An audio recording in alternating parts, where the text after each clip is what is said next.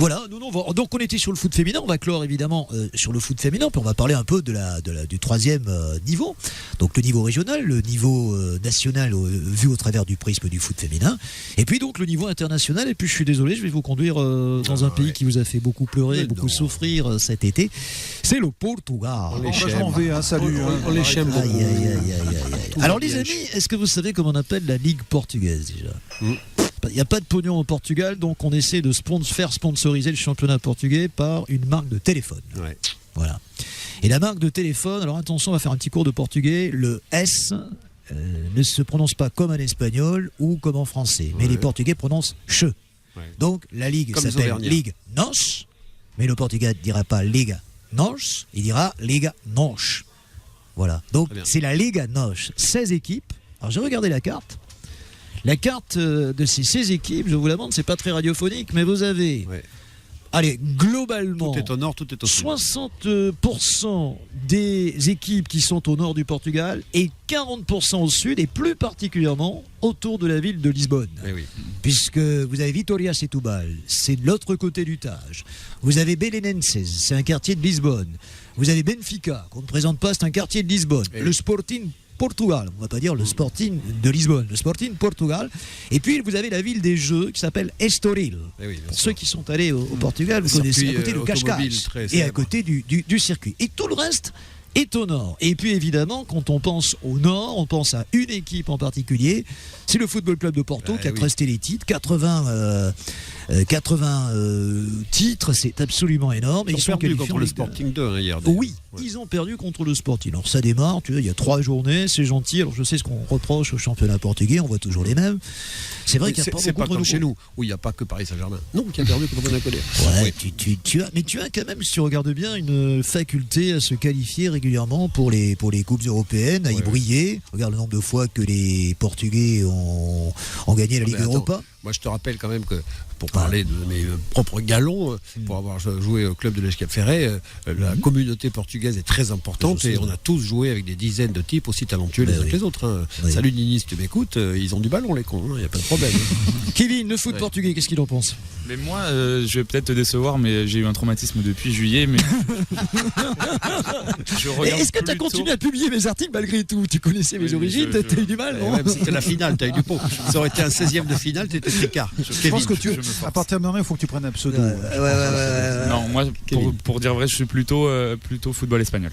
On va en parler aussi après, évidemment. On va parler de football portugais. Bon. Mais on sait que les Espagnols sont toujours au rendez-vous des grandes compétitions internationales, que ce soit nationales ou de club. Mais en plus, c'était logique parce qu'en fait, comme le disait tout à fait justement Christophe, on essaie de sortir un peu des sentiers battus. C'est vrai que le focus sur le foot portugais est un peu moins important. Et je le répète, autour du bassin d'Arcachon, complètement justifié, puisque la communauté portugaise est une des premières à être arrivée ici depuis 3 ou 4 générations. Et je veux dire que les villages vrais, c'est-à-dire ceux de l'hiver, sont composés par énormément de gens d'origine lusitanienne. Donc d'abord, c'est des potes, et donc je pense qu'on peut les intéresser complètement. Alors, écoutez les gars, j'ai une petite colle à vous poser. Quelques noms d'entraîneurs portugais, parce que les Portugais ont la réputation, je vais pas te l'apprendre, Kevin non plus, mesdames, je vais pas vous l'apprendre, d'être les meilleurs entraîneurs du monde. Les Portugais sont les meilleurs Portugais du monde. Les meilleurs entraîneurs du monde. Et les footballeurs sont les meilleurs footballeurs. Les meilleurs entraîneurs. Alors, petite colle les amis. Nom de l'entraîneur portugais. José Mourinho. Ah bah non, de l'entraîneur de la sélection nationale. Ah pardon, excuse-nous. Vous pensez tous à José Mourinho. Jean-Pierre Coff. Tu vois qu'on le connaît pas. C'est une star au Portugal. C'est devenu une star. C'est un mec qui ressemble à rien. Mais c'est devenu une star. Christophe Gamero. Oui, ça peut être moi, ça pourrait être moi. Non. Kevin. Je donne ma langue au chat. Fernando Santos. Oui, si. Parfait. Voilà, personne ne le connaît, ce gars-là.